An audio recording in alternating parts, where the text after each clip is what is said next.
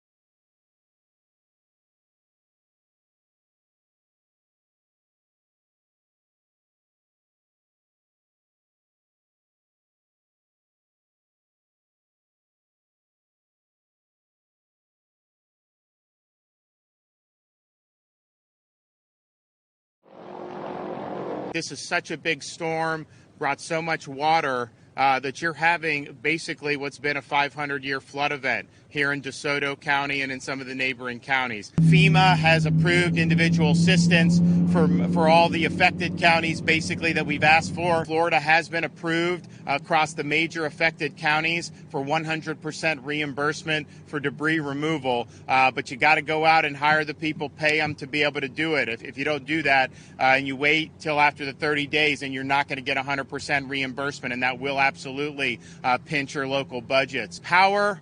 We've got about 93% that are online throughout the state. There have been continuous progress being made. Fuel. There's fuel. We got massive fuel in Southwest Florida. The ports are open. Not all the facilities they don't all have power or generators, so the gas pumps aren't going to work. But you have all throughout this part of Florida into Central Florida. You've had a lot of standing water. They think it's crested here, and it was higher yesterday. So hopefully we continue to see that going down.